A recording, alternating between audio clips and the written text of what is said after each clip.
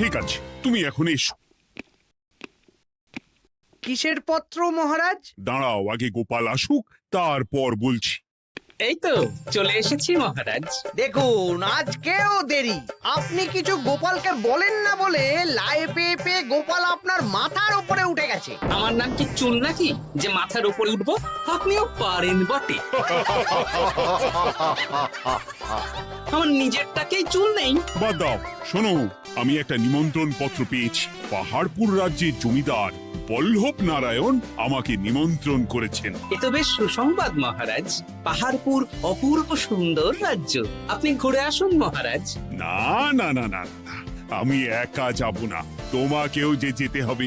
আজ বিকেলেই বেরোবো, তুমি জামা কাপড় গুছিয়ে রেখো। এ আমার পরম সৌভাগ্য মহারাজ। এ কি মহারাজ, গোপাল কেন যাবে? আমি কি দোষ করেছি?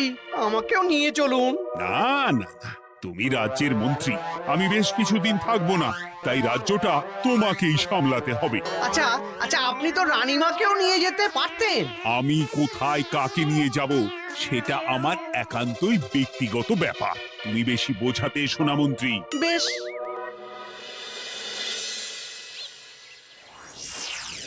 গোপাল গোপাল আর গোপাল, এই গোপালের জন্যে আমাদের কপালটাই মন্দ থেকে গেল। মন্দ না, বলুন বন্ধ থেকে গেল। সব সুযোগ ওই গোপাল পাবে, আর আমাদের বেলা ছাই। আজকেও গোপাল রাজসভায় দেরি করে এলো, তবু বেটাকে মহারাজ কিছু বললেন না। বলবে কি? উল্টে মহারাজই তো গোপালকে ঘুরতে নিয়ে যাচ্ছেন। পাহাড়পুরে গিয়ে ভালো মন্দ আহার করবে গোপাল, আর আমি রাজ্য পাহারা দেব। হ্যাঁ, ঘেন্না ধরে গেল এই জীবনে। গোপাল যতদিন আছে ততদিন কিন্তু আমরা ওই ফুলে ফেপে উঠতে পারবো না। গোপালের যেন 7 খুন মাপ। আমরা তো বানের জলে ভেসে এসেছি। আপনি তো গোপালকে তাড়ানোর অনেক চেষ্টা করেছেন, কিন্তু কিছুতেই কিছু হয়নি। হবে কি করে?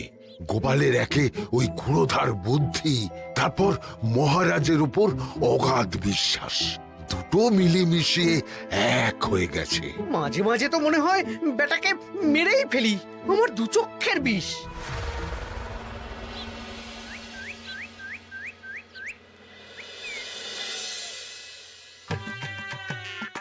বলছি গিন্নি, কি এত তুমি পোটলায় বাঁধছো বলো তো? এত দূরের রাস্তা, তাই শুকনো খাবার ভালো করে বেঁধে দিচ্ছি। হ্যাঁ, তা কি কি দিয়েছো শুনি? ভিজে চিড়ে দিয়েছি, মুড়ি, নারকোল কুচো, চিনি দিয়েছি। হ্যাঁ, ব্যাস, আর কিচ্ছু দিতে হবে না। আমার সাথে তো মহারাজও যাচ্ছেন। আমি একটু বেশি করে দিয়েছি গো। দূর, সে কথা বলিনি। মহারাজ যাচ্ছেন তো, তাই মহারাজও নিশ্চয়ই রাজবাড়ি থেকে ভালো মন্দ খাবার নিয়ে আসবেন। যে যার নিজের তালে থাকে। কি আর করবো গিন্নি, উদরকে আদর করে যা সুখ তার অন্য কিছুতে নেই। বেশ বেশ, সাবধানে যেও। হ্যাঁ, তুমিও সাবধানে থেকো কিন্তু। আর নাতনি নাতনিগুলো এলে তাদের জানিয়ে দিও যে দাদু বেশ কিছুদিন থাকবে না। ঠিক আছে গো, ঠিক আছে। সাবধানে যাবেন মহারাজ।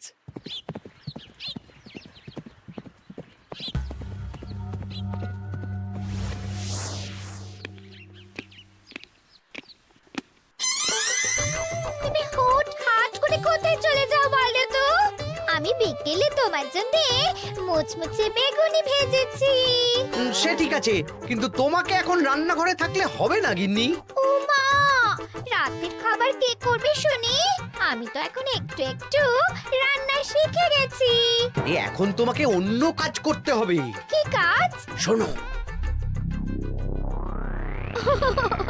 বুঝতে পেরেছো তো? একদম জলের মতো পরিষ্কার বুঝে গেছি। তাহলে আর দেরি না করে যাও।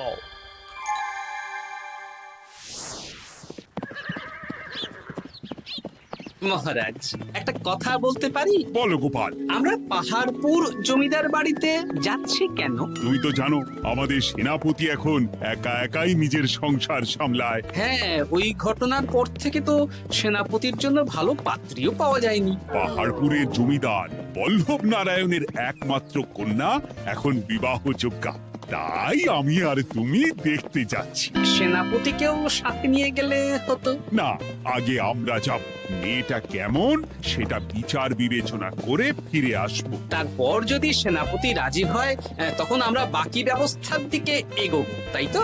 একদম তাই।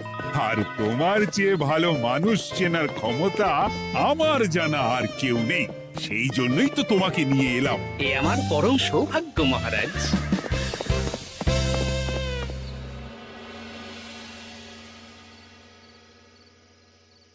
প্রণাম রানীমা। আরে মন্ত্রী গিন্নি যে, বলো বলো। এই কিছু বেগুনি ভেজেছি, তাই আপনার জন্য নিয়ে এলাম রানীমা। সরলা, তুমি ওটা রান্নাঘরে নিয়ে যাও। আচ্ছা রানীমা। মা, এই গয়নাটা পরে কি সুন্দর লাগছে আপনাকে। নতুন নিলেন? না না, বছরখানেক আগে বিবাহ বার্ষিকীতে মহারাজ গড়িয়ে দিয়েছিলেন। একটা কথা বলবো রানীমা? বলো না, কি বলবে? আমার মনে হয় আপনাকে আমাদের মহারাজ না আর আগের মতন ভালোবাসেন না। এই কি কথা বলছো তুমি? খোলা চোখে যা মনে হয় তাই বলেছি রানীমা। এই দেখুন না, মহারাজ হঠাৎ পাহাড়পুরে ঘুরতে চলে গেলেন আর আপনাকে নিয়ে গেলেন না। নিশ্চয়ই কোনো কাজ আছে, তাই আমাকে নিয়ে যাননি। ওই তো, এত ছাড় দিয়েছেন বলেই তো পার পেয়ে বসেছে। অপরাধ নেবেন না রানীমা। মহারাজ সব ব্যাপারে শুধু গোপাল আর গোপাল, কিন্তু বাড়িতে যে আপনিও আছেন সেটা মহারাজ খেয়ালই করেন না। আসলে গোপালকে মহারাজ খুবই স্নেহ করেন তো। আপনি আগে না গোপাল আগে? পাহাড়পুর তো এত সুন্দর জায়গা, চারিদিকে পাহাড়, পাহাড় থেকে নেমে আসছে নদী। ভাবুন আপনাকে মহারাজ নিয়ে যেতেন যদি। সত্যি তো, আমাকে তো মহারাজ নিয়ে গেলেন না। নিয়ে যাবেই বা কেন? আপনাকে তো আর মহারাজ আগের মতো ভালোই বাসেন না। সব ধ্যান জ্ঞান এখন শুধু গোপাল। হ্যাঁ, সত্যি তো, আমি তো এটা ভেবেও দেখিনি কখনো। গোপালই আপনার কপাল পুড়িয়েছে। আসছে রানীমা।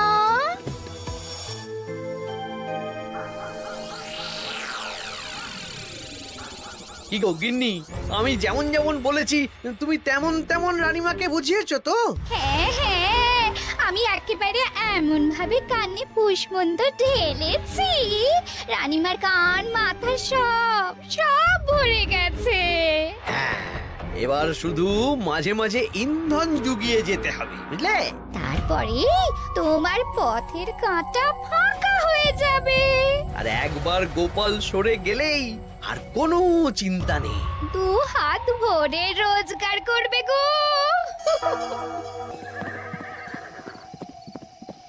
কি কেমন লাগছে যাত্রা? বেশ ভালোই মহারাজ।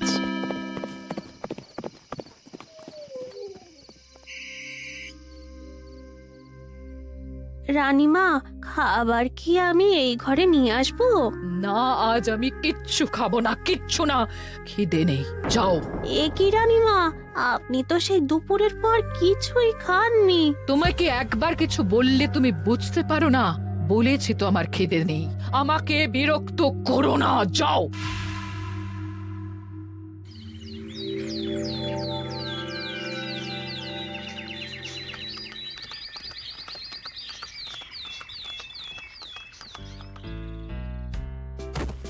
আসুন মহারাজ কৃষ্ণচন্দ্র, আসুন আসুন আসুন। কি সুন্দর জায়গায় পাহাড়পুর, মনে হচ্ছে বেশ কিছুদিন থেকে যাই। তা থেকে যান না। এখন যে কাজে এসেছি সেটা আগে করে নি, তারপর যদি সব ঠিকঠাক তখন তো আবার আসতে হবে। তাও ঠিক। এই বিমলা মা, এদিকে আয়। এই নিন কমলা লেবুর শরবত। বেশ সুন্দরী দেখতে মহারাজ। নিজের মেয়ে বলে বলছি না, বিমলা সব কাজ নিজের হাতে করে। বাড়িতে পাঁচটা দাস দাসী আছে, তাদের কাজই করতে দেয় না। বাহ বাহ বাহ, ভালোই তো। আপনার মেয়েকে তো বেশ লক্ষ্মীমন্ত দেখতে। ও অনেক ছোটবেলায় মাকে হারিয়েছে, কিন্তু নিজের ইচ্ছে পড়াশুনো রান্না বান্না সব শিখেছে। যেমন হাতের রান্না তেমনই মাথায় বুদ্ধি। রান্না তো খেলেই বুঝতে পারবো। হ্যাঁ, আজ দুপুরে সব রান্না তো নিজের হাতেই করছে। আমি ওকে কিছু প্রশ্ন করতে চাই। দাঁড়িয়ে আছো কেন মা? বসো। মহারাজ, আপনার অনুমতি নিয়ে আমি বিমলাকে কিছু প্রশ্ন করতে চাই। করো না। আচ্ছা বিমলা, তোমার বয়স কত? আসছে শ্রাবণে আমি 19 বছরে পড়ব। আচ্ছা, শ্রাবণ মাসে জন্ম, বর্ষাকালে। বেশ বেশ। আচ্ছা বলো তো, মেঘের ডাকে জল ছেড়ে ডাঙায় উঠে পড়ে, মানুষ তাকে হাতে পেলে নিয়ে যায় ঘরে, এটা কি? কই মাছ। বাহ বাহ, এবার বলো তো, এমন কোন জিনিস যেটা একান্তই তোমার কিন্তু অন্যেরা বেশি ব্যবহার করে? আমার নাম। বাহ বাহ বাহ বাহ বাহ, খুব সুন্দর খুব সুন্দর। আপনার মেয়ের মাথায় বুদ্ধি আছে। আর আচ্ছা আচ্ছা, আরেকটা প্রশ্ন করবো। বলো তো, একটা অঙ্ক পরীক্ষায় তোমার বাবা 100-তে 90 পেয়েছে, তুমি 100-তে 100 পেয়েছো, আর আমি 100-তে 95 পেয়েছি। তাহলে কে বেশি বুদ্ধিমান? আপনি বেশি বুদ্ধিমান। এমা, এটা তুই কি বললি রে? তুই তো 100-তে 100 পেয়েছিস, তাহলে তুই বেশি বুদ্ধিমান হবি না? না না, আমি হলে তো বুদ্ধিমতী হব। দারুণ দারুণ। জমিদার মশাই, আপনার মেয়ে সত্যিই বুদ্ধিমান। না মানে বুদ্ধিমতী। এবার দুপুরের ভুরি ভোজটা খেলেই বুঝতে পারবো হাতের জাদু।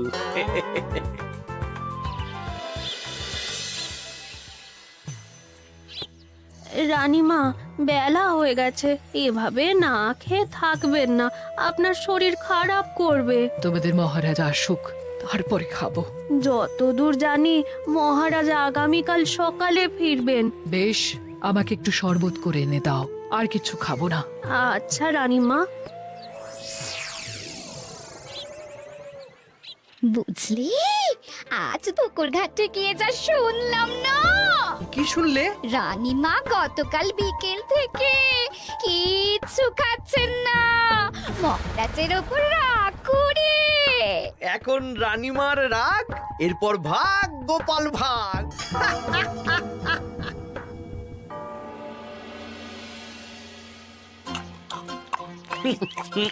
সত্যি বিমলা, তোমার হাতের রান্নার কোনো তুলনা নেই মা। আমাদের সেনাপতি তাহলে আর হাত পুড়িয়ে রান্না করবে না বলছো? সে যদি কর্তাগিন্নিতে রাগারাগি হয় তখন। মা আমার লজ্জা পেয়েছে। তা আপনাদের কোনো আপত্তি নেই তো? কি যে বলেন, আপনার রাজ্যের সেনাপতি বলে কথা। বলছি, বিমলাকে তো আমাদের সেনাপতি দেখলো না, তাহলে? বিমলার একটা তৈলচিত্র আছে, আমি আপনাকে বরং সেটা দেব, আপনি ওনাকে গিয়ে দেখাবেন। সেই ভালো হবে, আমাদের খুব পছন্দ হয়েছে। তাহলে সেনাপতি রাজি হলে আমরা বিবাহের তারিখ চিঠিতে জানিয়ে দেব। আচ্ছা মহারাজ।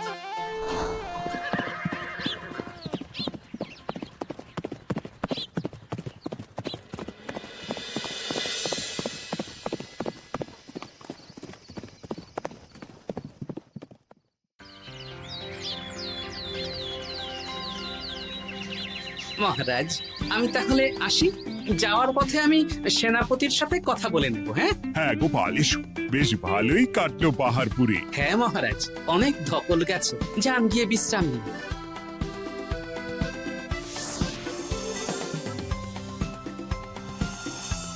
কি সেনাপতি, পছন্দ তো? হ্যাঁ, খুব পছন্দ হয়েছে গোপাল। তোমার চোখ তো দেখছি একেবারে জহুরির চোখ।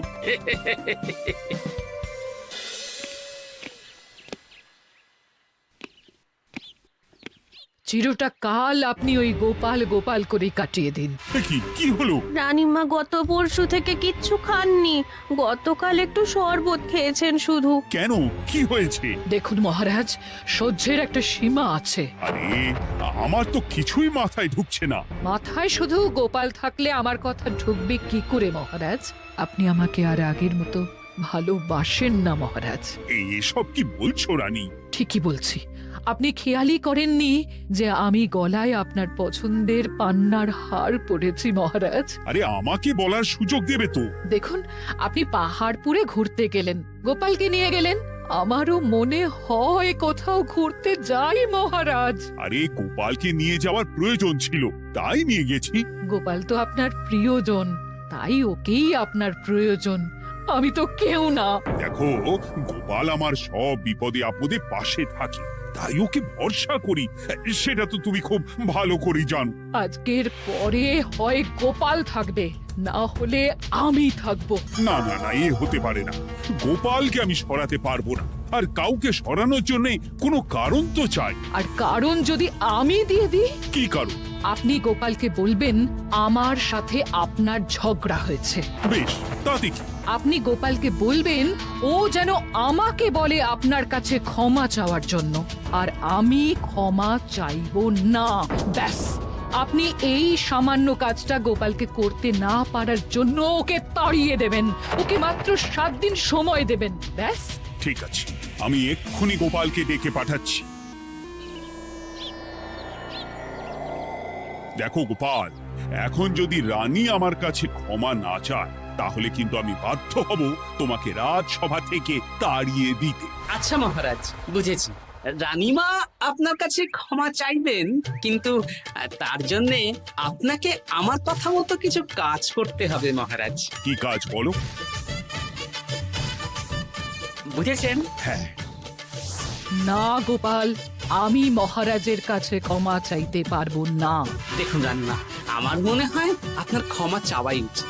পুরুষ মানুষের মন বলে কথা, যদি বেশি দিন আপনি মহারাজের সাথে এরকম তিক্ত সম্পর্ক রাখেন, তাহলে কিন্তু মহারাজের মন অন্যদিকেও চলে যেতে পারে। এমনিতেও কি গোপাল? না, কিছু না রানীমা, শুধু এটুকু জেনে রাখুন, রাজবাড়ির মাঠে বাঁশ বাঁধা হবে। মানে কেন?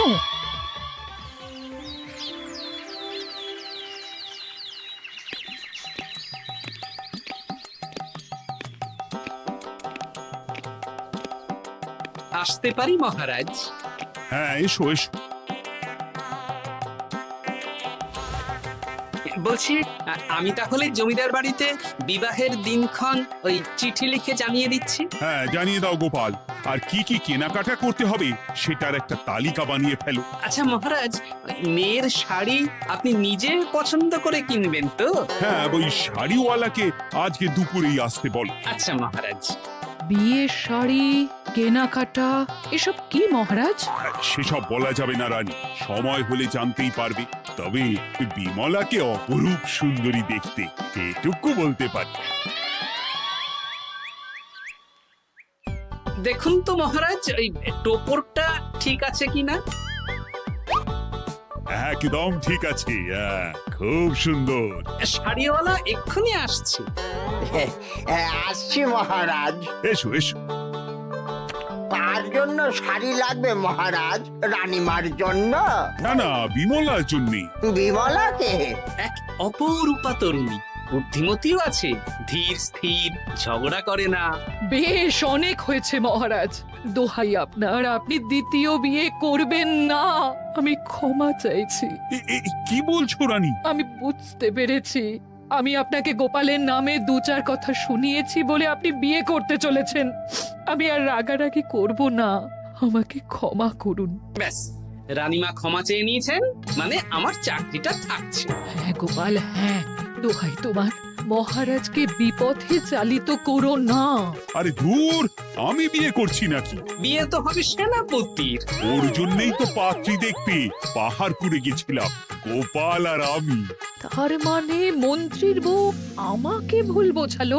আবার মন্ত্রীর কোনো ষড়যন্ত্র হবে, ওকে না নিয়ে গিয়ে গোপালকে নিয়ে গেলাম বলে। সেনাপতির বিয়ের আগেই আপনি মন্ত্রী মশাইকে ধোলাইটা দিয়ে দিন। ঠিক বলেছ রানী, তুমি বরং শাড়ি পছন্দ করো, আর আমি চললাম মন্ত্রীকে ধোলাই দিতে।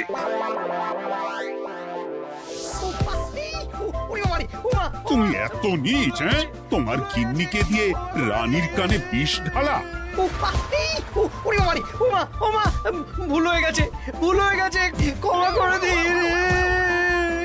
এখন মন্ত্রীমশাই ভ্যাঁ করছেন, কদিন পরে সেনাপতির বিয়েতে প্যাঁ হবে ছাদনা তলায়।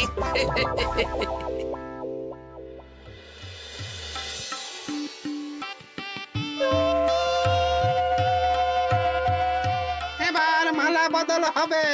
এবার বুঝবে মালার কি জ্বালা। কি বললে? হ্যাঁ